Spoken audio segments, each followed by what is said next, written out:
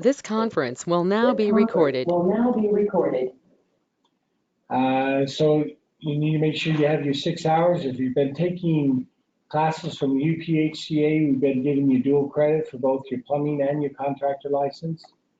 So that's one of the advantages of being a member. So we have classes scheduled for next year. So if you need some hours for your plumbing license, it will be renewed a year from now.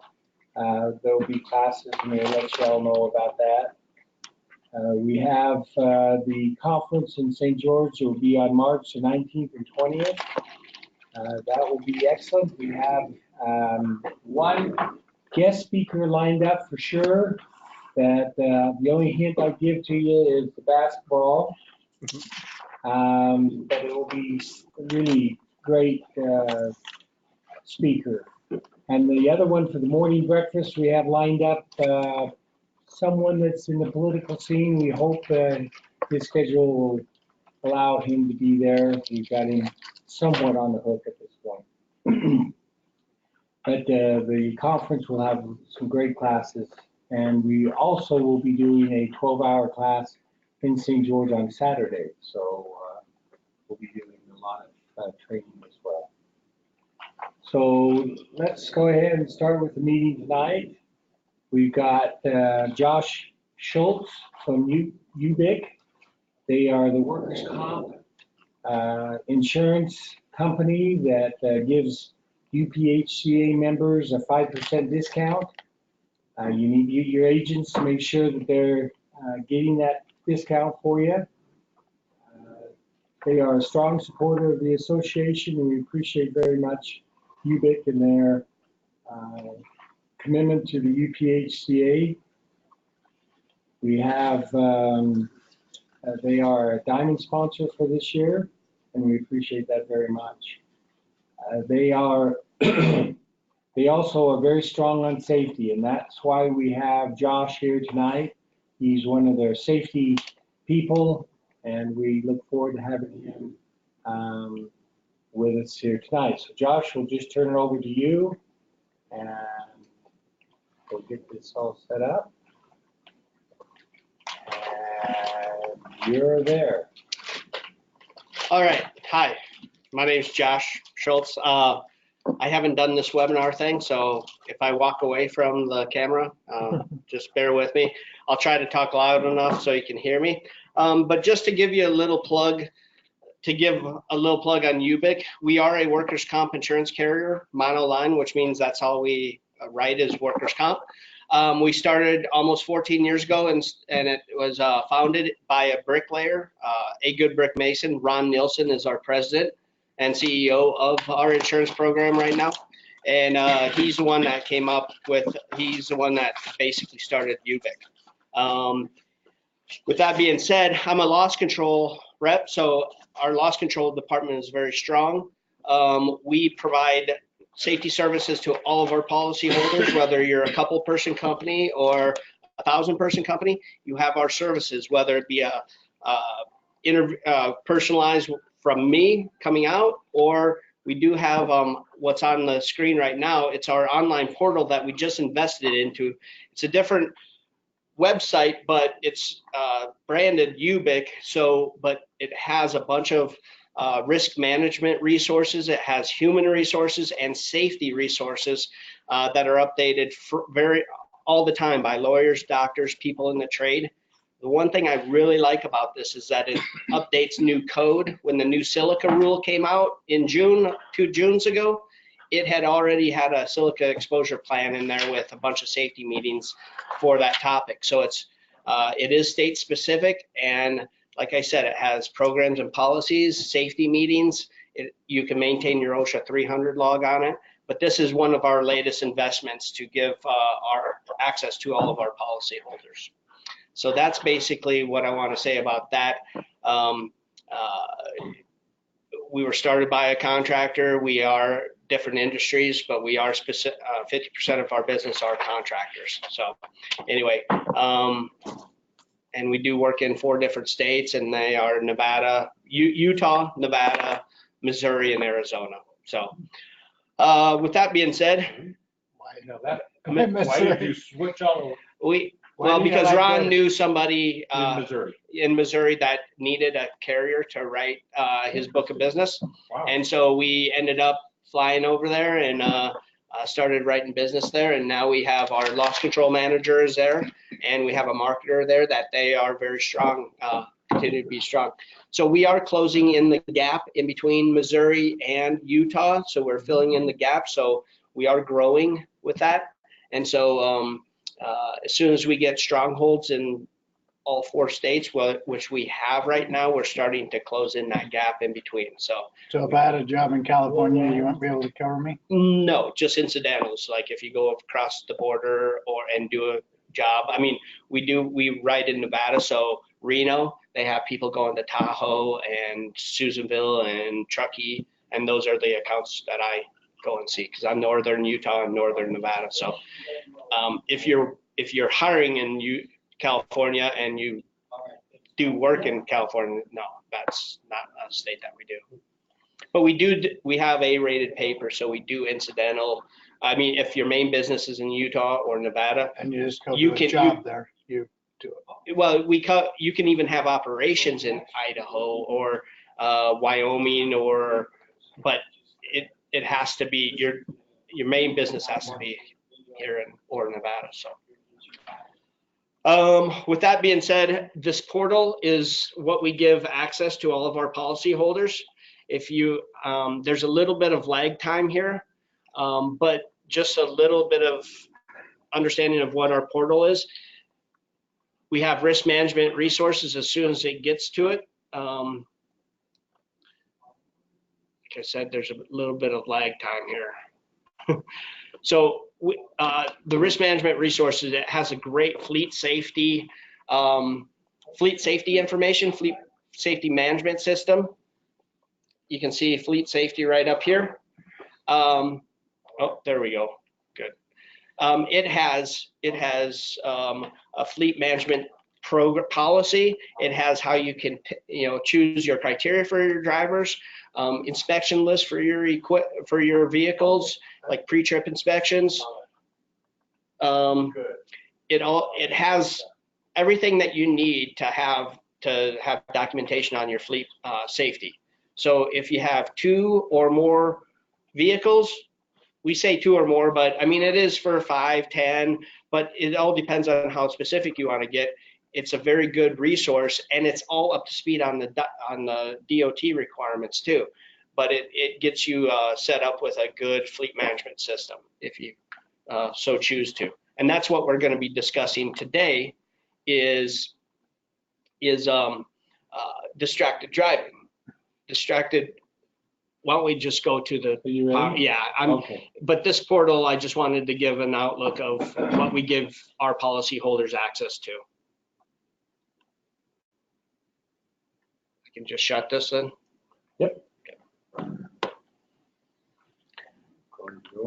Can they still hear me? Oh, yeah. Okay, so Don't say. So anyway, my name's Josh Shultz. I'm the loss control rep for UBIC, and I give safety training. I go out and do risk assessments of companies. I help train safety directors in companies. I do the whole gamut. Job site walks, program development. If you didn't want to get on our portal, you could ask me to help you develop your programs. But one of the key topics of the decade, or if you will, is distracted driving. 15 years ago, I taught a course called defensive driving. That was about the last time that I really started looking into the distracted driving arena, because everybody's talking about distracted driving. Can anybody tell me what prompted this distracted driving phenomenon? Cell phones. Cell phones, exactly. Well, But people also try and doll themselves up. I see people put makeup on. absolutely, yep. And that, up until cell phones, though, it was always defensive driving, because you're always being defensive on those people who are putting makeup on or shaving or eating or whatever. So you wanted to teach your people defensive driving to observe those things. But since the cell phone was introduced, now it just becomes distracted driving, and you have a lot of different arenas for distracted driving. What are some of the other areas of distracted driving? Throw out what could you be distracted from? Radio. Changing the radio. Yep, the radio. And distraction is the changing the knob, tuning it. That's why cars all of a sudden had, knobs on the steering wheel, because then you don't have to go over. You can have your everything in front of you, so you can look up and look down, and so it's not like you're reaching for it. Now you have Siri do everything for you instead. You can. You gotta get used to saying, "Hey Siri, Hey, Siri, please call John. Yep. So, guess what? My phone just went. That's funny. It just activated my phone. Mine didn't. Yours did. Yeah. Hey, So, Siri. what are some of the other distraction? What other? Eating. Eating? Absolutely. What else? Kids. Kids? Yep. Kids in the back seat or front seat, wherever you. Or something that falls off the seat when you run around the corner and you're trying to pick it up. These are all things that are in my presentation. Quit giving my presentation. No. But so there's a lot of different things, and some people I haven't heard anybody say, but anybody going on vacation here soon, or do you take vacations? Anybody November night.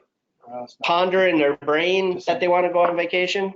Well, it's you're thinking of something else, leaving the house and knowing that you're going to go on vacation in another 2 or 3 days. That's on your brain. Have you just been lolly? To-do list to get ready. Yep.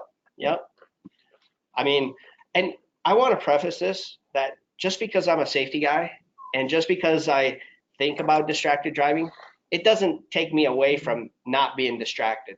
If anybody can say who can make themselves not be distracted on the road? Nobody. I Because get distracted by watching other people using their cell phones. That takes me out so bad. yeah, I look over. You waste your Are you time, yeah. kidding me? the thing that differs me, Well, yeah, but not.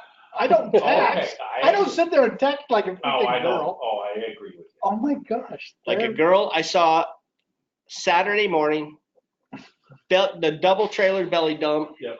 and I'm going, and not many people on the road, thank goodness. This belly dump started swerving in my lane, and I sped up a little bit past him, and it's this 55-year-old, I don't know, give or take 5.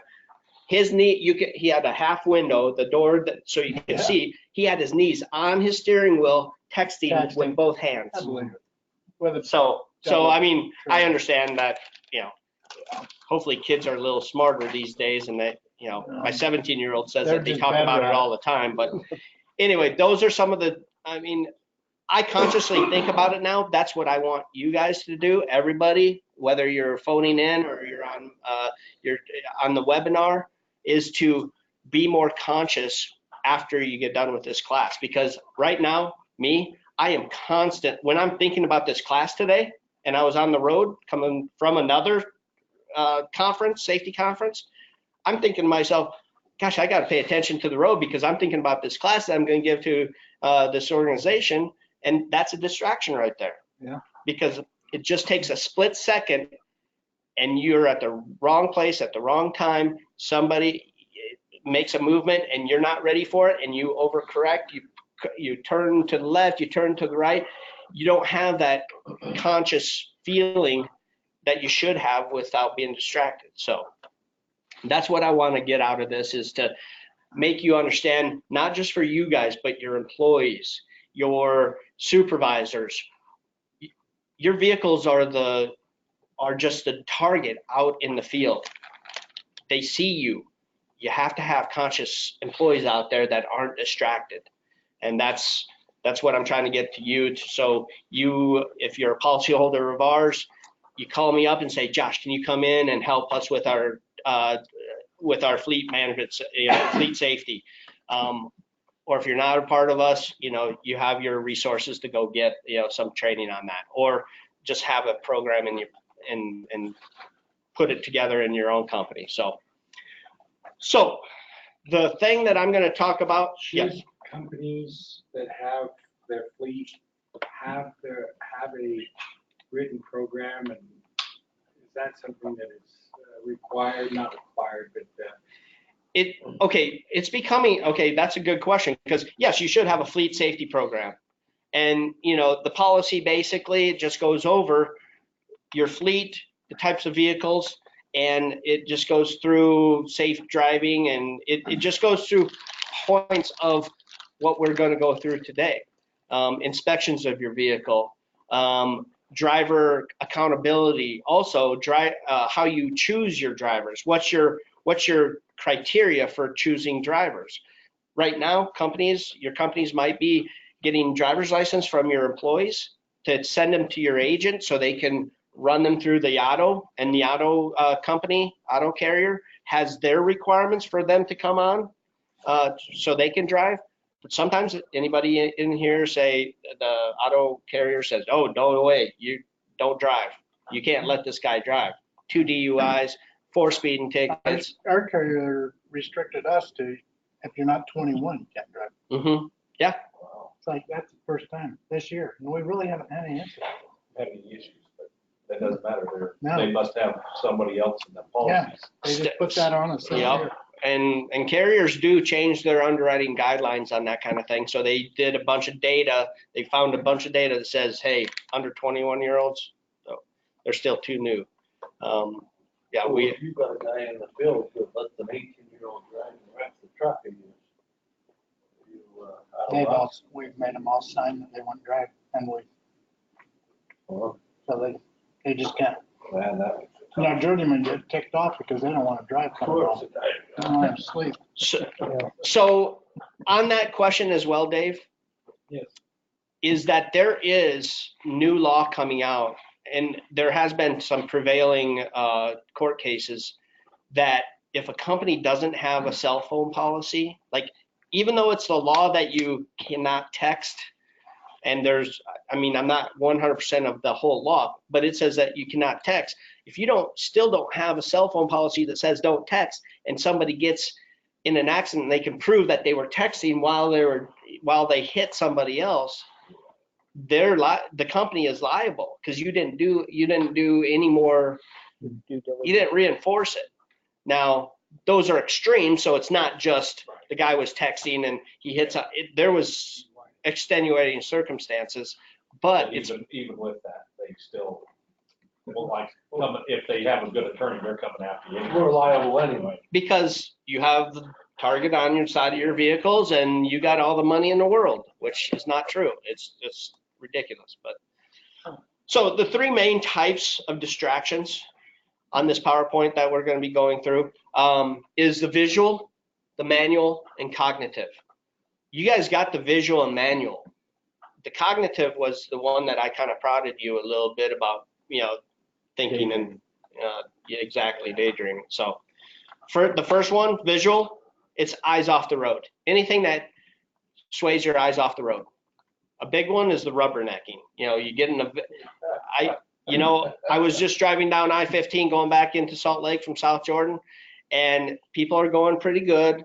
And I mean, they're bumper to bumper, but all of a sudden I hear some car right next to me slamming on his brakes, and the right lane had stopped, and this guy had been doing something. I don't know. I wasn't looking at him, but he was distracted. He had his eyes off the road. Everybody's done it. Look in your rearview mirror or look over. Hey, look at that billboard switching electronically.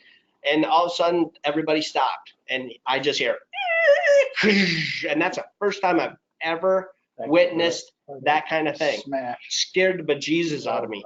I looked back and I just saw, it scared me so much that I just reacted like that and just saw a bunch of shrapnel fly over. That guy wasn't having a good day. But they were going fast enough. So reading text messages, I'm not texting, I'm just reading. Well, you're putting your face down to it. Looking up directions, that's another big thing. Plugging in your directions, while you're driving. And we'll talk about what you should do to prevent that kind of stuff from happening. So visual distractions is the number one. is taking your eyes off the road. Address service. So manual distractions, hands off the wheel. You know, like you guys were saying, picking something off the floorboard after you had just slammed on the brakes because you wanted to miss, you know, you took your eyes off the road. So now you're going to violate the second rule not to do, is pick up that water bottle off the ground. And now your eyes are off. Now your hands are off the wheel too. Using handheld devices, cell phones, radios, adjusting the radio, eating, drinking, that was mentioned, and applying makeup or using an electric shaver. You know, hey guys, we're not the only, you know, you can see women put on makeup the whole day long, but I've seen people with guys with electric razors going down the road, and never seen any straight razors yet, but That would be an interesting one. yeah. Talk about concentration. Yeah. Cut his throat and be done with it. Go over that bump. Oh, dang, that hurt. So the manual distractions, that's a big one too. So the first two, everybody gets, everybody understands. Cell phones, you know, looking away from the roadways and such distractions. But the third one is cognitive. This is where you could, on these back to visual and manual, you can prepare for those. You can be almost 100% on all of those, because you can check your radio before you start to drive. You can set the GPS on your cell phone and put it in a holder. You don't need to eat or drink. You just did at breakfast and such. Shave at home or apply your makeup at home. Cognitive, you can't control your brain all the time. And that's what it is. Talking on the phone, you know, it takes your mind off of things when you're talking on the phone. Arguing with a passenger. These are just three different, thinking about your next appointment, or thinking about the vacation you're going to be having, or thinking about the argument that you just had with your significant other. Or you're just like everybody else do. You're getting older, you know, time's flying by. You're just got things on your brain. So the cognitive one is the one that you have to try to control the most, because that's the one that is virtually impossible to stay focused 100% of the time in the vehicle. And it doesn't matter if you're in the vehicle or if you're a pedestrian too. That's another thing, is that distracted driving talks about pedestrians and pedestrians on the phone while they're walking. You have to be more, as a driver, you have to be more conscious about that pedestrian, because I can't tell you how many times they just walking through a crosswalk and they're not even looking. And I'm just, even though I'm slowing down and I see them, they're not looking anywhere. They're going to ruin both the driver and their lives if they get hit. So everybody's heard of multitasking, right? Who's a proficient multitasker in here? Is that a myth or is it real? It depends on who you ask. I would call myself a multitasker, but I've heard that you actually can't do two things at once. I was trying to listen to these two conversations at the same time, and I didn't know what was happening. So I'm lost all the way around. Okay. I'll try not to talk over whoever's talking. No. So I get called out already. Jeez. I know. I'm just kidding. I just was trying to talk with you. Yep. So multitasking. Well, we can say it's a myth. The human brain cannot focus on two different things well. And people think that they can multitask. I call it switch tasking, because multitask means that you do it all at the same time. And people, I know lots of office managers say, oh, I'll multitask everywhere. Well, then they have to switch their brain to this, then they have to switch their brain to this. Same thing, like the brain handles tasks sequentially, and the brain switches between one task to another. So what that means is, while you're driving, if you're thinking about something or on the phone, you have to switch task your brain to go, oh, there's a car in front of me, or, oh, there's a stoplight. you have to consciously think that. And it takes a split second to switch that mindset to that. In that split second, it could mean life or death. So true story. And I don't tell fake stories, by the way. And I don't embellish. Just to let you guys know, if I'm lying, I'm dying. But we had this 26-year-old kid, courier service, driving his box truck. It was during a really rainy time of the day. I mean, it was coming down in sheets. And this guy, witnesses said he was on his phone, but I mean, good kid too. We checked his Facebook, just seemed like a really good kid. But he's driving down the road on I-15, car swerves, starts a hydroplane and starts swerving in his lane. He cranked it. He spun around 180 degrees. RV hit him straight head on. He didn't die right away. He died when the paramedics were working on him, but he passed away. But so let's take away his phone. Let's take away distractions. While you're focused on the road, you might have a better chance at, okay, I see this car kind of swerving, or maybe it was swerving before, but they have the ability to make maybe a better informed decision before they just crank it to the left. Your exit plan. Yeah. And, you know, if it may not ever happen, but there's that time where you have another driver next to you, or is on the phone as well and goes through the stoplight and T-bones you.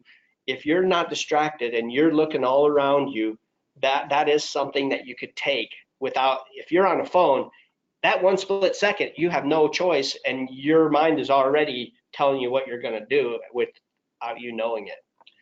You know, Yes. one interesting thing, in fact, my son taught me this, that the time it takes for your brain to tell your body to react is a split second. It's like a half a second. Mm-hmm. And he showed me a trick where if you hold a dollar bill Mm-hmm. and you put your fingers out and you let go, you could never react fast enough to catch it. Especially, yeah, Unless you are guessing. anticipate. Yeah. I guess. But yeah. if you put it there and drop it, you can't. So you've got to give yourself as much time as possible to Mhm. react. Yep. Especially when you're going 75 miles an hour too. Yeah. Or 70, you're supposed to. Maybe So, That's 80. 80, You're yeah. going Oh. some to places. St. George, Yeah. or some of the things I don't. Outside of yeah. Utah. But- Really quick. You see people weaving in and out. These days, I'm sitting back at 70, 72 miles an hour on the freeway, and I'm just watching. It's comical. It's scary, but I'm almost afraid of the roadways anymore. So I'm really conscious. I still drive them all the time, but I am focused on watching everybody do what they do. And behind me, a little bit of defensive driving there, but it's a scary thing. And it's that one split second that could save your life. And unfortunately, this 26-year-old guy, you know, there was some distraction there. There had to have been some distraction. We don't know 100% because they haven't gotten that great, but there was witnesses that says he was on his phone. So switch tasking, brain juggles tasks, focus and attention. Brain switches between primary and secondary tasks. So inattention blindness is what they consider it. When people do two cognitive complex tasks, driving and using cell phone, causing brains to shift focus. Have you ever been on the phone and you say, hey, hold on, let me take this corner, or hold on, this is my exit, or hold on, I gotta get a hamburger. But then you get to where you need to go, and then you go, okay, I'm back. And the thing is that that's the thing to do when you don't want to miss your exit. But how many people have missed an exit because they were distracted, whether you're on the phone, whether or not you're thinking about that vacation, or thinking about that plumbing issue that you have. You know, I guess you guys probably don't worry about that, but anyway, so inattention blindness, it's a type of cognitive distraction, looking but not seeing. So a story that I have is, and this has happened multiple times, where I'd be in the third lane and I'd be going 70 miles an hour and there's a car behind me. They're talking on the phone, just, you know, hand gestures and all this. I'm slowing down to 55. They stayed the same exact distance from you from 55, then you speed up to 70, they're still behind you, and they keep on following you back and forth. And it just goes to show that inattention blindness, they got a smaller window that they're looking. They're seeing my vehicle, and that's it, and they're going back and forth. So you don't have as big of a window to be paying attention to the person who's going to T-bone you up here, or the person who swerves in and cuts you off. So it's looking but not seeing. So hands-free drivers, less likely to see high and low relevant objects, visual cues, exits, lights, stoplights, stop signs, and the big one is crosswalks. They don't see the crosswalks. They don't see that person that's also on the phone going across the crosswalk. It's not the crosswalks person who's going to get in trouble, but they're going to get killed. It's the person who's on the phone and runs this crosswalk. Navigational signs, content of objects, navigational signs. With all the construction we have going on right now, there was a car, they were redoing a bridge in Utah County. I'm not 100% sure of the facts on this, but it hit one of the road construction people, and luckily they didn't die, but that car went off. They were distracted, and they found a way to get on that bridge, and I don't know how they did it, but they went off the bridge, and I don't think anybody got killed because it was just starting, but that's one of those things, distractions, and you're distracted and you're going, wait, what happened here? So it was a new bridge anyway, so it wasn't there in the past, but something in those lines. Safety director was talking to me about that, and anyway, we go off on distracted driving quite a bit because it's so much there's so much out there. You can talk to your employees blue in the face, but you should have some kind of program and talk about distracted driving with your employees because of how bad it is out there. So here is what I'm talking about, the inattention blindness. So a cognitive person who's not as distracted is the person on the left with a bigger box, a bigger field of vision, that's what they're paying attention to. But then the one on the right is that person behind me. When I slow down, they slow down the same amount. They keep in that same space, that same buffer, but they're just seeing me, not anywhere around them. So you don't see people ahead of that. So and just consciously think about this when you're driving home tonight. Consciously think about this when throughout the rest of the week, and hopefully it'll continue to go through time that you're driving, because it's such a big deal. So switch tasking impairs performance. We can walk and chew gum at the same time, but that's not the same thing. It's not a very cognitive demanding task to walk and chew gum at the same time. So that argument came up like, well, you can walk and chew a gum at the same time. Well, it's not the same. Even cell phone using pedestrians act unsafely. They're less likely to look for traffic when they go into the street. They look at traffic while crossing the street. They're less likely to look at traffic when they're crossing the street. This happens all the time. Sitting there walking, texting. It's great.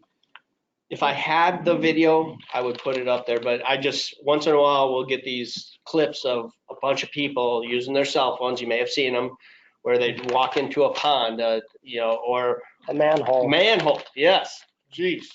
And, or into the window with the coffee in their hands and it splashes all over. I love that one. So a driver's job is to watch for hazards, but cannot be done when the brain is overloaded. So you're on the phone, you're thinking about your vacation. Oh man, it's just, you're getting lucky at this point. And I even say to myself, okay, I have this hands-free here, but you're still 4 times more likely to get in an accident, even with hands-free, because you have to do that switch tasking. All right, so Adult passenger share awareness. We're talking about passenger conversations. Adult passengers share awareness of driving situations. It's a safety benefit. So is one or the other more dangerous? Talking on the phone to somebody while talking to, or talking to somebody next to you? I think we already kind of, which one's more dangerous? Talking on the phone to somebody or talking to somebody right next to you? Phone. Or are they the same? The phone? Yeah. Anybody tell me why? Takes a hand off the wheel.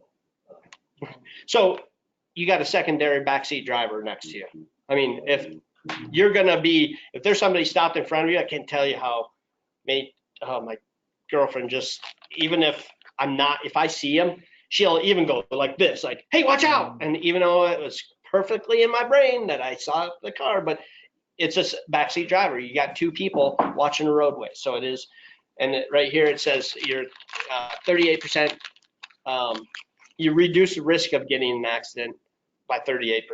There's these wonky numbers, but they do mean something, and they are only going up. Like the statistics, these statistics that I'm going to show you are from the National Safety Council.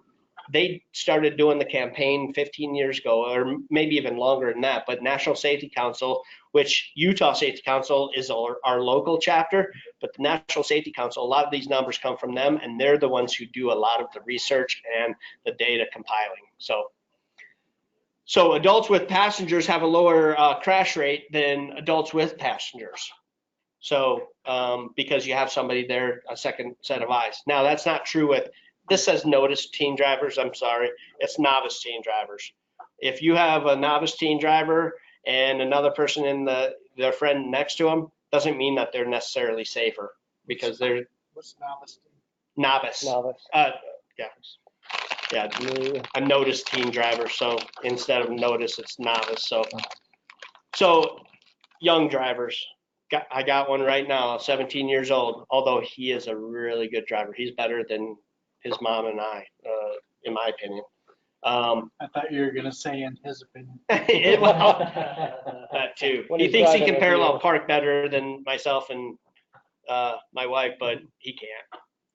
But he's 17 too. So anyway, can you click onto that?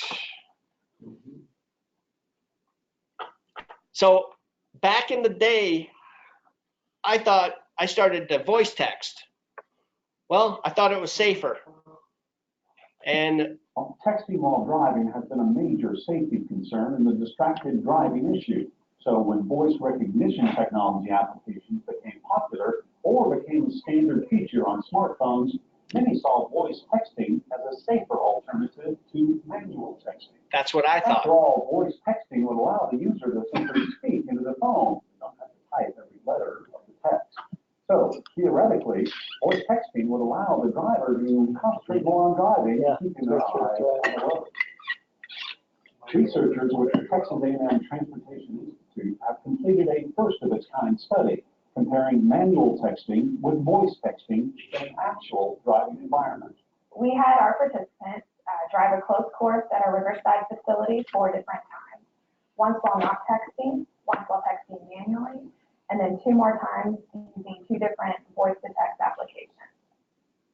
In our research sponsored by the Southwest Region University Transportation Center, we measured how long it took drivers to complete each task and the amount of time that drivers spent looking at the roadway ahead. We also measured how long it took drivers to respond to a light that came on at random intervals to gauge awareness of their surroundings. Surprisingly, researchers found that the process of voice texting and manual texting took about the same length of time. Driver performance was also about the same for each method. Regardless of which texting method was being performed, the amount of time drivers were watching the roadway was significantly less when they were texting compared to when they were not texting. When they were texting, driver response times were significantly less. In both methods, drivers took twice as long to react. If a driver who is texting is watching the road less often and their reaction times are slower, then that driver is less able to respond to a sudden roadway danger, like a swerving vehicle or a pedestrian in the street. During the project, participants said they felt they were safer drivers when they were voice texting compared to manual texting, even though driver performance suffered equally with both methods. With the Texas Transportation Institute, I'm Rick Davenport. So I was just doing some research and I have been voice texting from time to time. So I can't talk that well and try to get all those words in. I kind of slur every once in a while. It's just the way my voice is. So I stopped doing it, but I was doing research and I found this, and this was a perfect example of there was research out there that says that it distracts you just the same. So I know people can spit out a voice text a lot easier than I can, but they still say, they even say up to 24 seconds later, you're still distracted because of thinking about what you said, about looking at the phone to make sure that it says what you wanted it to say, and you're waiting for a response. Because if you're doing that on the phone, on the road, you're going to be doing that, you know, when you're voice texting. So texting uses all three types of the distractions. What are those distractions? What are the three main types of distractions? Manual, cognitive, and visual. Yep. So hands-free though, like what I have here, and I'm talking on the phone while I'm driving, you're still 4 times more likely to get in an accident because of that switch tasking. You know, people think that people are honking at you and you're on your phone and you're going, why are they honking at me? Well, you know, we all aren't perfect, you know, so people say that they're a great driver and I can do just fine while talking on the phone. Well, think about it this next time that you're in there. So going into some key facts. So getting back to the cognitive, the visual, the manual, you want to make sure that you do, if you do train your employees, these are the kinds of things that you want to bring up. The two that you can control the most are the manual and the visual, because those are the ones I can be close to 100% with that. Aside from looking at an electronic billboard or even just a regular billboard, or, you know, kind of peripheral vision looking at that crash that happened. I'm really try hard not to look at the crash, but I'm a safety guy. So listen to me.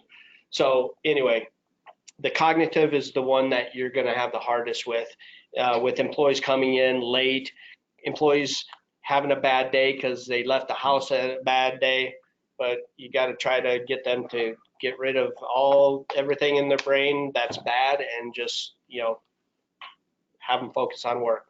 So some statistics, a lot, you know, the statistics are back 5 years. These are from 5 years ago. Statistics do lag. So this is from the National Safety Council, and so these are the only stats I'm going to, well, next couple of slides. But in 2014, 16% of all motor vehicle crashes in the United States involved a distracted driver. I have serious problem.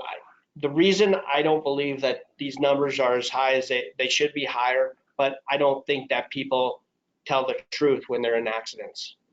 So they fib a little bit, which understandably. 431,000 people were injured in motor vehicle crashes involving distracted drivers. 3,179 people died in crashes involving distracted drivers, and 500 non-occupants, such as pedestrians, cyclists, died in a crash that involved a distracted driver. So this is some of the key facts that, you know, they have that are definitive. So in 2015, at any given time, an estimated 2.2% of all drivers on the road were texting or visibly using a handheld device. The same percentage was true in 2014. 2.2%. Can anybody call on that? Like, you don't buy that? I think a TV station just had cameras in vans going down the road, and it was a lot more than 2.2%. So, but still, even at that point, it's still a lot of people Research suggests that distraction is present during 52% of normal driving, and that's distractions. That's anything. That's visual, manual, or cognitive. Common distractions are interacting with an adult or teen passenger. They say 15%. Using a cell phone, 6%, which I still don't buy it. And using systems such as climate control and radio, 4%. So those are numbers that if I come back to do this next year or the year after, whenever new data comes up, I almost guarantee that the numbers will rise. On average, a non-fatal injury crash at work that involves distraction costs the employer $72,442. And that's just the average. So how do you prevent distracted driving? First of all, make a policy on handheld devices. You know, I'm not saying that you make a requirement that they put them away and until they get to the job or whatever. I suggest that very much, because a phone call is not as important as potentially them killing somebody, or somebody, you know, making a mistake and killing them or seriously injuring them. Have a policy on pulling over. That's probably more of a realistic approach. Although if you're going down I-15 and you tell them, hey, pull off to the next exit or whatever, and there's a long line of cars, and I mean, there's a lot of things involved with the pulling over part. But I do like that, because even if it's 5 minutes down the road, they still can find a safe place to pull over and such. But people don't want to take that extra time because they're already spent for time. Make sure that you make adjustments. This is one thing that people can do easily. Plug in your phone, plug in your address in your phone. Set the radio to where it needs to be, or plug in the radio stations as you want.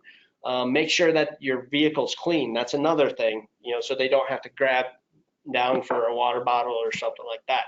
But make adjustments before you and make that you know, sometimes I know a company that they were having a hard time, but that first month that they purposely got everybody together every morning and to go over these things, and then it became habit. You know, after 30 days, it becomes habit, and you know, it happens naturally. Don't they have apps too that when you get in the car, the phone senses you're driving and it Well, puts you a do not actually disturb? have to turn your iPhones off now. I don't know about the Androids, but mine won't turn on unless I tell them I'm not driving. Okay, and so that's for the iPhone. Wonder what It it knows does for Android. when it hooks up to my truck, it shuts down. That's awesome. But your truck's not. That's nice. Huh? But you use your truck. Yeah, it just tells you that you will not receive text messages while you're driving. There is also an app where you have to do it yourself, but that's what, I mean, I had it happen to me twice where I called and then it texts me saying, hey, it's a generic, I'm driving right now, I'll call you when I'm done. Yeah. And so that is a good for, I know when my guys have it on because it texts me back. It tells me the same thing. Yep. I'm driving. Yep. So. Which is really nice. You can test your guys. Yep. And if you get in a car with, I think, a similar app and you're not driving, when you try and make a call, it'll ask if you're the driver. Yeah. And it senses you. And I don't doubt that at all. Yeah. So we own most of our guys' phones, but some of them still have their personal ones. Do you own them all to put that app on? Well, it's part of the iPhone. You just have to turn it on, turn that mode on, right? Yeah.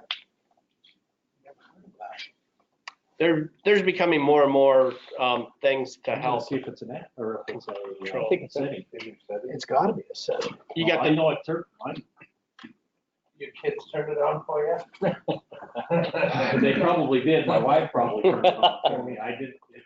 It just works. Because there was an update a couple of days ago and it changed a lot of stuff. It does a lot, but I mean, let's go to messages. It's under apps message setting on your Android. Do you have Android? Oh, you have an iPhone. Apps message settings.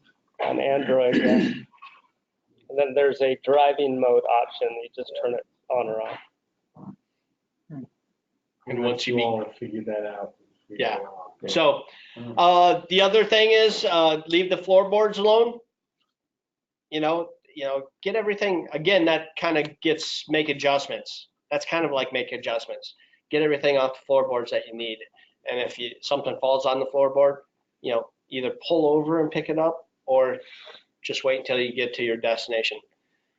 And try to help eliminate all the emotional conversations, because if you have two people, whether it's talking and having a good time or talking and not really having a good time, those are emotional, and you're focused on that and nothing else. You see those people flailing their hands up while they're on the phone, and that something's not good. They're not, I mean, there's times where, anyway, there's times where I'll sit, I'm right next to them. They just start going off and they don't even know I'm there. So, although my head is straight forward and I'm not taking my eyes off the road. So, having a distracted driving program, like a fleet management program, talks about distracted driving. It's one of the things that we all can work on. Jerry, it's do not disturb. So you Simple as that. but you just have it on, and when you get in, it recognizes No, you're it says driving. while iPhone is locked. And then it'll But text you them have back. to put it on. You When have you to get switch in. it. No, Oh, yeah. it recognizes it automatically. It recognizes it when you, because of my watch and because of this, as soon as it connects to my truck. Yeah. It turns it on. And that's It just locks for my your, truck. that's just for your texting. But you can still do calls I can still do phone calls. Yeah, they still fall. with phone your calls truck, come. in your truck.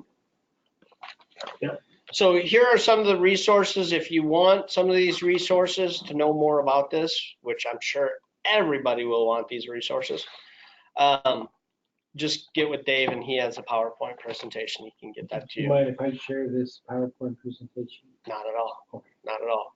I mean, I just showed you what I kind of came up. I mean, all of this information is what I pulled from this. I'm on the internet probably once every week looking at distracted driving, because it's the buzzword these days, because people are getting killed and, seriously injured and such. So, and people don't take when I talk to people about this, I talked to a bunch of claims adjusters about 2 months ago on this topic as well. And it's just, all I'm trying to do is to make you guys understand it's a dangerous thing out there. You should be doing something in your company to help educate your workforce and your drivers on this type of that stuff, because maybe then they'll be a little bit more conscious of thinking about it when they get in their vehicles to go. If this can help just spark that just every once in a while, it'll potentially save a life. So here's my phone number. I've left you guys with, this is a service card that we give out to all of our policyholders and potential policyholders. Don't be calling the claims administration on the back, because that's not, unless you're Ralph Pond Plumbing. But these are some of the services I provide. But like, I help put together fleet safety programs for companies, and just give them the information that they need to, help put one together.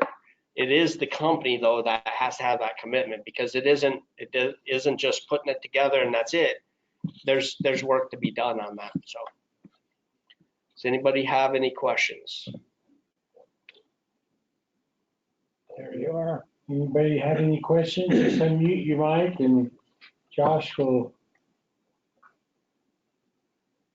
answer anything you got. All right, guess no questions. Thank you. Thank you very much, you. Josh. Thanks. Yep. We appreciate it very much. So this video will be put on our YouTube channel probably tomorrow. So, and I'll put some of these resources as part of that email, so you can share this email as well as your the video if you want in your trainings. And we appreciate you being here tonight, and we'll talk to you next month. Thanks, everybody. No. And anybody who's not, if you guys have questions, you can contact me, email me, and I can get you over a sample of the fleet management policy